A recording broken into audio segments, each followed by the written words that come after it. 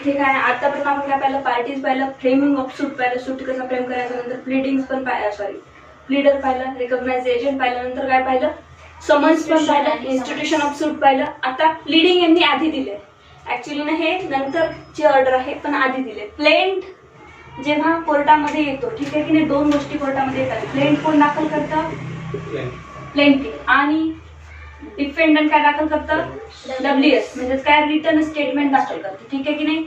मग आता या दोन्ही हे जेव्हा ही फाईल आणि ही फाईल कोर्टाकडे जाईल ना, त्याला कोर्ट म्हणतं दोन्ही पार्टीच्या प्लीडिंग्स. म्हणजे काय, दोन्ही पार्टीचे अभिवेचन आमच्याकडे आलेलं आहे. मग आता ही प्लीडिंग कशी तयार करावी, प्लीडिंग मीन्स एक नाही, प्लेंट किंवा WS नाही, प्लीडिंग मीन्स दोन्ही.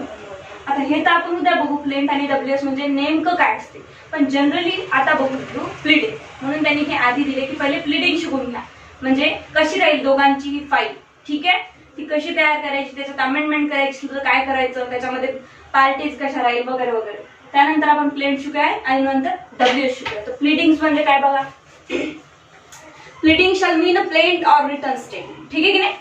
प्लीडिंग मीन्स प्लेंट आणि रिटर्न स्टेटमेंट बोथ, याला काय म्हणतो कोर्ट प्लीडिंग म्हणतो. प्लेंटिफचा प्लेंट कोर्टासमोर आला, फाईल पडून आहे, WS पण आला, अपियर झाले डिफेंडर. त्याच्यानंतर कोर्ट काय, माझ्याकडे दोघांचे प्लीडिंग झाले, अभिवचन म्हणतात मराठीत. मी दोघांनी काय काय सांगायचं त्यांना सांगितलेलं आहे दोघांनी.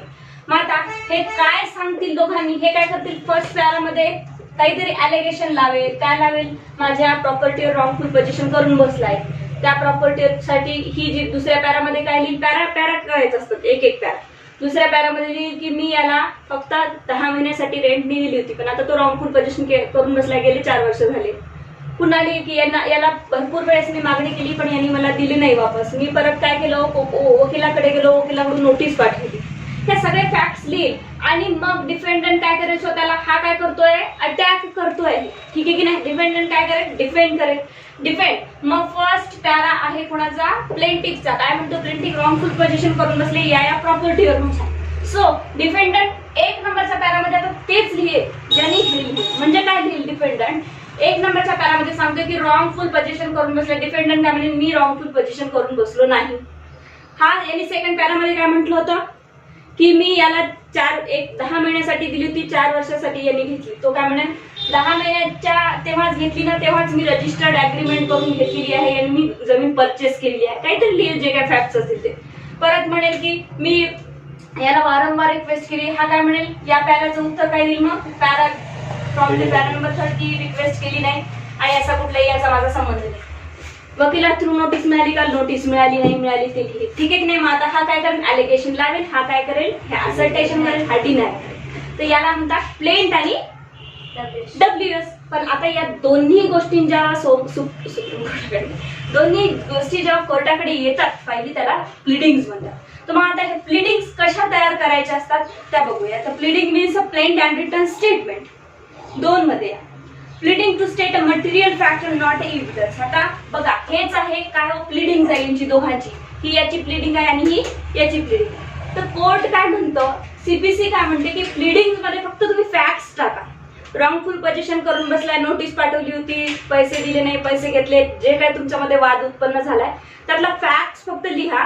पण कोर्ट म्हणतं आणि CPC म्हणतं की एव्हिडन्स आम्हाला देऊ नका. कळलं का तुम्हाला, एव्हिडन्स कसे देऊ नका, माझ्याकडे आहे.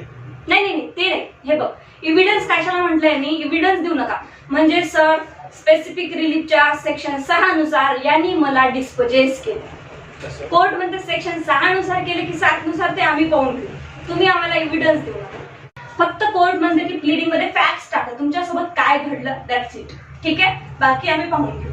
So every pleading shall contain only a statement in concern from of the material fact on which the party pleading relies for his claim or defense as the case may be, but not the evidence by which they are to be proved. They are to be proved म्हणजे त्यांना prove करायचं नाही आहे evidence देऊन, ठीक आहे की नाही, की या सेक्शन खाली येतं, त्या सेक्शन खाली येतं, की अजून काही एव्हिडन्स कोर्ट बघून घेईल ते काय आहे काय नाही. फक्त तुम्ही सांगायचं प्लीडिंग्स मध्ये माझ्यासोबत असं असं घडलंय आणि मला काय रिलीफ हवाय, मला काय हवंय, डॅमेजेस हवे, मला काय हवं, माझी प्रॉपर्टी परत हवी. एवढंच टाकायचं. कळलं? तर आता नेहमी लक्षात ठेवायचं प्लीडिंगचा जेव्हाही प्रिलिम्स मध्ये क्वेश्चन येतो तर pleading contents only statement of facts not any evidence. ठीक आहे, पुढे या. Every pleading shall be necessary be divided into the paragraphs number consequently. आता जसं काय म्हटलं मी तुम्हाला, हे पॅराग्राफ्स हे याच्यासाठीच आपण हे चित्र याच्यासाठीच काढलं इथे की तुम्हाला लक्षात या. एव्हरी प्लीडिंग कशी असली पाहिजे, पॅराग्राफ नुसार असली पाहिजे, पॅराग्राफ नुसार. म्हणजे यांनी पॅराग्राफ केला तर हा काय म्हणजे यांनी डब्ल्यूएस प्लेंट मध्ये सांगितलं एक पॅराग्राफ करून पहिल्यामध्ये की रॉंगफुल पोझिशन केलं. डब्ल्यूएस मध्ये हा काय म्हणे, पॅरा नंबर 1 चे जे अलिगेशन लावलेले आहे ते मी डिनाय करतोय. I deny the para number 1 allegation of the plaint. ठीक आहे की नाही?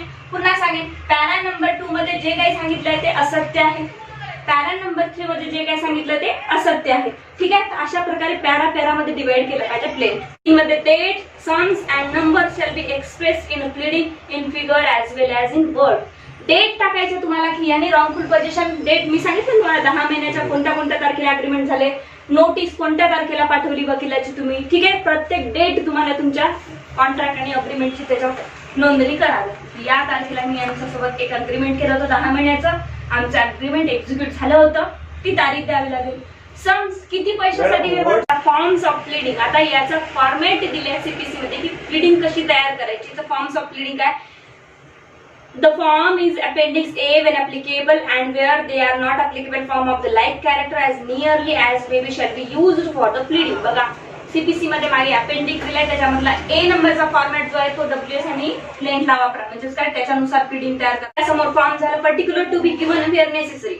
आता यांनी काय म्हटलं, एव्हिडन्स तर नाही द्यायचे प्लीडिंग मध्ये, पण पर्टिक्युलर असे काही आहेत तुमच्याजवळ की ते द्यायचे. म्हणजे काय हो, यांनी माझ्यासोबत फ्रॉड केला, तुम्हाला ते लिहावं लागेल. ठीक आहे की नाही? यांनी माझी प्रॉपर्टी घेतली, इतकंच लिहिलं तर काय होईल, मग कशी घेतली हे कोर्टाला वेळ लागेल. तर तुम्ही लिहायचं की यांनी माझ्याशी फ्रॉड कमिट केलं, यांनी माझ्याशी अंडू इन्फ्लुएन्स कमिट केलं आणि अंडू इन्फ्लुएन्स कमिट करून माझी प्रॉपर्टी घेतली. सो असे पर्टिक्युलर जिथे नेसेसरी असेल तिथे टाकायचे. In all cases in which the party pleading relies on any misrepresentation, fraud, breach of trust, willful default or undue influence, and in all other cases in which particulars may be necessary beyond such as are exemplified in the forms aforesaid, particular with the dates and item is necessary shall be stated in the pleading. बघा इथे काय म्हटलं आहे, जर कोणी आपल्याशी contract केलं, त्यांनी कॉन्ट्रॅक्ट ब्रीच केलाय, तर कॉन्ट्रॅक्ट ब्रीच का केलं हे पण आपल्याला माहिती असायला हवं. त्यांनी माझ्याशी फ्रॉड केला, मिसरिप्रेझेंटेशन केलं, अंडू इन्फ्लुएन्स केलं. ठीक आहे की नाही? अशा प्रकारे त्यांनी माझ्याशी फ्रॉड कमिट केलेला आहे आणि माझा कॉन्ट्रॅक्ट ब्रीच केलेला आहे. मी जर एखाद्या बिल्डरला ऍडव्हान्स मध्ये पैसे दिले, मला त्यांनी घर दिले आणि तिसऱ्यालाच देऊन टाकलं, हे काय माझ्यासोबत फ्रॉड झाला. सो मी लिहिल की यांनी फ्रॉडुलंटली मला पोझिशन दिलेलं नाही आहे, हे मी लिहिन माझ्या प्लीडिंग मध्ये. ठीक आहे की नाही? सो अशा प्रकारे आपल्याला तिथे हे टाकायचं आहे. याला एव्हिडन्स म्हणण्यात येणार नाही. हे जे फ्रॉड शब्द लिहितो ना, फ्रॉड, मिसरिप्रेझेंट, त्याला पर्टिक्युलर वेळ नेसेसरी, म्हणजे जेव्हा असे शब्द नेसेसरी होईल तेव्हा आपण टाकू. मग कोणी जर ऑब्जेक्शन घेणार नाही की कसं काय तुम्ही फ्रॉड केलं म्हणून सांगताय, ते कोर्ट बघेल, हो की नाही? कारण कोर्ट काम ते एव्हिडन्स टाकू. तर म्हणून यांनी या रूल मध्ये सांगितले की जिथे नेसेसरी पर्टिक्युलर्स टाकायचे तुम्हाला तिथे तुम्ही टाका. 6 मध्ये कंडिशन प्रेसिडेंट. आता कंडिशन प्रेसिडेंट म्हणजे काय असते? कॉन्ट्रॅक्टच्या आधीची अट. ठीक आहे, मी एका बिल्डरशी ए आणि बी या बिल्डरशी काहीतरी कॉन्ट्रॅक्ट केला, पण बी काय म्हणतो, बिल्डर तुम्हाला आधी ऍडव्हान्स मध्ये 5 लाख रुपये द्यावे लागेल. तुम्ही याची कंडिशन्स फुलफिल नाही केली, ठीक आहे की नाही, तर काय अर्थ आहे का? मग तुम्ही याच्यावर दावा दाखल करू शकता नाही, पोझिशन दिलं नाही. हा कारण माझी पहिली कंडिशन फुलफिल नाही केली यांनी, तर हा आहे काय, कंडिशन प्रेसिडेंट. परत सांगते तुम्हाला, सेक्शन 80 मध्ये सीपीसीच्या काय सांगताय की सांगितलंय सीपीसीच्या की गव्हर्नमेंट जर सर्वंट असेल, पब्लिक सर्वंट असेल तर 2 months बिफोर नोटीस तुम्हाला द्यावी लागेल. तर मग तुम्हाला अशा गोष्टी इथे मेन्शन करावी लागेल प्लीडिंग मध्ये. त्यांनी कंडिशन फुलफिल केली नाही केली, आता याची कंडिशन 5 लाखाची फुलफिल नाही केली, हा मेन्शन करेल की माझी कंडिशन फुलफिल नाही केली, तर कशाचं अग्रीमेंट आलं, कशाचं कॉन्ट्रॅक्ट आलं, कोण करेल, डिपेंडंट करेल. इथे दोन्ही बाजूनी घ्यायचं. प्लीडिंग म्हणजे काय, प्लेंट पण आणि डब्ल्यूएस पण. सो हा काय करेल, याची कंडिशन प्रेसिडेंट जी होती, कंडिशन फुलफिल करायची होती, ती केलीच नाही, म्हणून मी यांना पोझिशन दिली नाही. अशी काही कंडिशन असेल तर तुम्हाला प्लीडिंग मध्ये मेन्शन करायची आहे. Any condition precedent the performance or occurrence of which is intended to be contested. बघा, इंटेन्शन इंटेन्शन होतं तुमचं परफॉर्म करायचं कॉन्ट्रॅक्ट कंडिशन, ठीक आहे की नाही. मी इंटेन्शन दाखवलं की सर मी तुम्हाला 5 लाख रुपये देईल, नंतरच तुम्ही मला पोझिशन द्या, ठीक आहे की नाही. मी 5 लाख दिलेच नाही, त्यांनी मला पोझिशन दिली नाही. आता मी काय करते, त्याच्यावर सूट दाखल करते, मी 5 लाख दिले होते पण मला पोझिशन दिली नाही. मग ते काय म्हणेल, नाही कंडिशन फुलफिलच केली नाही, जशी कंडिशन फुलफिल होईल मी तुम्हाला पोझिशन देईल, ठीक आहे. As the case may be, and subject thereto an averment of the performance or occurrence of the condition present and necessary for the case of the plaintiff's and defendant shall be implied in his pleading. मात्र तुम्हाला shall be implied करावं लागेल, अशा condition काय ते pleading मध्ये टाकायचे. Departure बघा आता. डिपार्चर म्हणजे काय, no pleading shall except by way of amendment raise any new ground of a claim or contain any allegations of fact inconsistent with the previous pleading of the party pleading the same. आता बघा यांनी काय म्हटलंय, जेव्हाही आपण pleading तयार करतो, मी काय सांगितलंय तुम्हाला, प्लेंटिफचा प्लेंट आला आहे आणि डिफेंडंटचा WS आलाय. आता यांनी दाखल करून टाकलं, ठीक आहे की नाही. दाखल केल्यानंतर आता परत काय म्हणते CPC, आता पुन्हा काही घेऊन यायचं नाही, नवीन फॅक्ट नवीन स्टेटमेंट आता काही घेऊन यायचं नाही.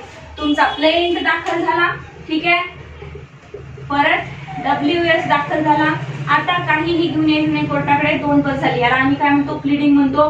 दोघांच्या प्लीडिंगचा आता कोर्ट विचार करणार आहे. बट तिथे एक शब्द लिहिलाय, काय लिहिलाय वाचा, no pleading shall except by way of amendment.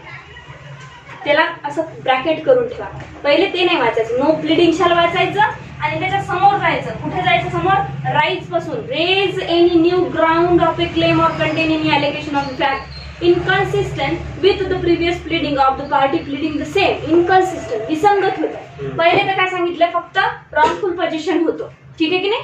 आणि wrongful possession यांनी बीनी केलं होतं, कोणी, बीनी. आता तुम्हाला म्हणायचं सर थांबा, wrongful possession डीनी पण केलं होतं, एकट्याने बीनी केलं होतं. मग कोर्ट सांगते आता प्लीडिंग माझ्याकडे जमा झाली, मी इश्यूज काढतोय, आता जमणार नाही. पण तिथे एक लाईन दिली आहे की चान्स देतो तुम्हाला, accept by way of amendment. मग तसंच जर तुम्हाला प्लेंट मध्ये टाकायचं असेल की सर बीनीच नाही सर डीनी पण केलं होतं, मी तेव्हा सांगायचं विसरून गेलो, मग आता तुम्हाला अमेंडमेंट करावं लागेल. अशामध्ये प्लेंट तुमच्या प्लीडिंग मध्ये मग एक अमेंडमेंटची प्रोसिजर असते, ती आपण पुढे पाहूया. अमेंडमेंट करून टाकावं लागेल, ठीक आहे. आणि कधी हो इनकन्सिस्टंट होत आहे, म्हणजे विसंगत आहे, पहिले जे जुळून आले ना तुमचे फॅक्ट्स त्याच्याशी विसंगत आहे, तेव्हा नाही टाकता येणार तुम्हाला, कळलं. हा 8 मध्ये या, denial of A contract. Denial of A contract म्हणजे काय, आता जर प्लेंटिफ आणि डिफेंडंट मध्ये एखादा कॉन्ट्रॅक्ट झालेला आहे, आता डिफेंडंट डिनाय करतो की माझा आणि तुझा कॉन्ट्रॅक्टच झाला नाही, तर मग ते तुम्हाला टाकावं लागेल, ठीक आहे की नाही. किंवा मग त्या कॉन्ट्रॅक्ट मधला कुठला पोर्शन डिनाय करतोय तर तेही स्पेसिफिकली मेन्शन करून तुम्हाला टाकावं लागेल, ठीक आहे. किंवा मग एखादं पूर्ण डॉक्युमेंट तुम्ही दिलं, त्याच्यामध्ये ना तुमच्या 3 मुलं आहेत, कोणाची तरी 3 मुलाचा A, B आणि 2 आणि 3 मुलं आहेत, या 3 मुलापैकी या दुसऱ्याच नंबरच्या मुलाचा कोर्टात वाद सुरू आहे, तुम्ही काय कराल, याला अंडरलाईन किंवा हायलाइट करून द्याल. डॉक्युमेंट तर पूर्ण दिलं, पण त्या डॉक्युमेंट मधलं काय सूट मध्ये महत्वाचं आहे ना ते द्याल. तिथे काय म्हटलं आहे, without setting out whole of any part thereof unless the precise word of the document or any part thereof is material. जो मटेरियल पार्ट आहे त्याला हायलाइट करून द्या, पूर्ण जरी डॉक्युमेंट देत नाही कोर्ट सगळं पाहत राहील, ठीक आहे की नाही, त्याला हायलाइट करून द्यायचं. malice knowledge etc. whenever it is material to allege malice, fraudulent intention, knowledge or other conditions of a mind of any person, it shall be sufficient to allege the same as a fact without setting out the circumstances from which the same is to be inferred. बघा कोणाचे intention सुद्धा लिहिता येते, म्हणजे intention is a law of fact आहे, ठीक आहे की नाही. हे काही एव्हिडन्स नाही म्हणता येईल, तर इंटेन्शन पण लिहिता येते. Intention is a question of fact. 2 गोष्टी असतात, क्वेश्चन ऑफ फॅक्ट आणि क्वेश्चन ऑफ लॉ, ठीक आहे. Question of fact and question of law असतं. लॉचा क्वेश्चन कोर्ट सोडवतो, तुम्हाला सांगायची गरज नाही की मी सेक्शन 6 मध्ये बसते की सेक्शन 7 मध्ये बसते. आणि फॅक्ट जे ते कोणाला सांगायचे, तुम्हाला सांगायचे. सो इथे काय म्हटलं आहे, इंटेन्शन बद्दल बोलतंय. हे intention is also a question of fact. म्हणजे काय, दोघांमध्ये जेव्हा कधीही वाद झाला A आणि B मध्ये, तर फॅक्ट काय होतो, याचं इंटेन्शनच चांगलं नव्हतं, ठीक आहे की नाही. याला कॉन्ट्रॅक्ट मत करायचंच नव्हतं. फ्रॉम द बिगिनिंग याचं इंटेन्शन कसं होतं, मलाच इंटेन्शन होतं, तसं इंटेन्शन तुम्ही टाकू शकता. की यांनी इंटेन्शनली माझ्यासोबत असं केलेलं आहे, माझी याची पर्सनल पहिली दुश्मनी होती म्हणून याने आता माझा बदला काढलाय, असं तुम्ही टाकू शकता. ठीक आहे. ते इथे म्हटलंय की मला इंटेन्शन आणि नॉलेज, तुम्हाला काही माहिती आहे अजून त्याच्याबद्दल, ठीक आहे की नाही, त्या मॅटर बद्दल, तर तुम्ही तेही टाकू शकता की यांनी का केलं असावं असं वगैरे. ठीक आहे की नाही. आता बघा नोटीस. नोटीस म्हणजे काय डिस्कशन झालं आपलं माहित असणे. Implied contract or relation. आता इम्प्लाइड कॉन्ट्रॅक्ट ऑर रिलेशन म्हणजे काय बघा. इम्प्लाइड कॉन्ट्रॅक्ट म्हणजे आपण इम्प्लाइड एक्सप्रेस भरपूर पाहिले कॉन्ट्रॅक्ट मध्ये. इम्प्लाइड कॉन्ट्रॅक्ट म्हणजे काय, एक ए आहे आणि त्याची वाईफ बी आहे, ठीक आहे की नाही. आता हे दोघं गेले 10 वर्ष झाले आनंदनगरच्या कॉलनीत राहतात, त्यांना मुलं आहेत, एक स्त्री आणि एक पुरुष 10 वर्ष झाले सोबत राहत आहे. तुम्ही काय डोक्यात इम्प्लाइडली घेणार, नवरा बायको आहे, ठीक आहे की नाही. यांचं रिलेशन काय, नवरा बायकोच आहे. मग आता पुढे जर वाद निर्माण झाला आणि तर आजूबाजूला कोणी प्लीडिंग मध्ये काही टाकायचं असलं तर काय टाकेलो, वाद दुसरा असू द्या, काही प्रॉब्लेम नाही. तर या दोघा नवरा बायकोला ते माहिती आहे, हे प्रूव्ह करायची गरज आहे का तुम्हाला ते नवरा बायको आहे की नाही ते. तर अशा गोष्टी इम्प्लाइडली रिलेशन, इम्प्लाइड अशा काही गोष्टी असतात ना ते कॉन्ट्रॅक्ट मध्ये. इम्प्लाइड कॉन्ट्रॅक्ट आपण तुम्ही मागचे गेले 10 वर्ष झाले माझं एक शॉप आहे, दुकान, ठीक आहे की नाही, तिथून तुम्ही उधारीवर सकाळी उठून दूध घेऊन जाता, इम्प्लाइड कॉन्ट्रॅक्ट आहे. आता तुम्हाला प्रूव्ह करायची गरज आहे का कागदावर, नाही सर, उधारीत आहे, ठीक आहे. असे implied contract. whenever any contract or any relation between any person in to be implied from a series of letter or conversations or series of letter म्हटलंय म्हणजे काय, लिहूनही असू शकतं खूप दिवसापासून, किंवा कन्व्हर्सेशन, ठीक आहे की कन्व्हर्सेशन मधून असू शकतो दोघांच्या, otherwise from a number of circumstances, भरपूर साऱ्या सर्कमस्टान्सेस मध्ये असे इम्प्लाइड कॉन्ट्रॅक्ट घडतात, इम्प्लाइड रिलेशन्स घडतात.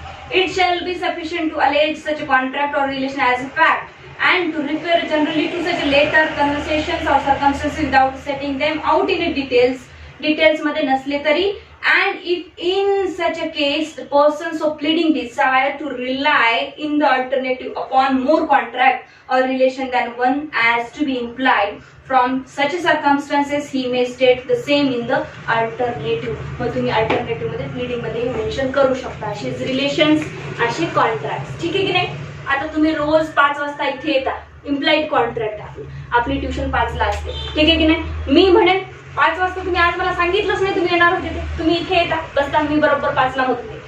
It is a implied contract आहे. मी म्हणू शकते का त्या दिवशी तुम्ही काय नाही सांगितलं मला, येऊन बसले ते. रोज थोडी ना कॉन्ट्रॅक्ट करतो आपण, इम्प्लाइड कॉन्ट्रॅक्ट आहे, 5 ला ट्युशन आहे, 5 ला यायचं, ठीक आहे. प्रिझम्पशन ऑफ लॉ. आता प्रिझम्पशन ऑफ लॉ काय आहे, याला लॉ मानलं जाईल तर कधी neither party need in any pleading allege any matter of fact which the law presume in his favor or as to which the burden of proof lies upon the other side unless the same has first been specifically denied consideration for a bill of exchange where the plaintiff sues only on the bill and not for the consideration as substantive ground of the claim. बघा इथे काय म्हटलं आहे, ज्या गोष्टीला कोर्टाने प्रिझ्युम केलं की अशीच आहे, ठीक आहे की नाही, हे असंच आहे, मग आता कोर्टाने मान्य केलंय तर त्याला प्रूव्ह करायची गरज आहे, ठीक आहे की नाही. The party and his pleader. बघा प्लीडिंग कोणाला आपण कालही पाहिलं, पार्टी साईन करेल, WS असेल तर डिफेंडंट साईन करेल, प्लेंट असेल तर प्लेंटिफ साईन करेल आणि त्यांचा वकील सुद्धा साईन करेल, दोघांचाही. Provided that where a party pleading is by reason of absence or for other good cause unable to sign the pleading, it may be signed by any person duly authorized by him to sign the same or to sue or defend on his behalf. काल पहिले आपण recognise agent मध्ये जर काही good causes असेल, ठीक आहे की नाही, लिहिता येत नाही वगैरे किंवा नाही ऍडजस्ट होता येऊ शकत नाही, तर त्याच्या बिहाफवर त्याचा रिकॉग्नाइज एजंट किंवा लीगल हेड कोण असेल ते साईन करू शकतो.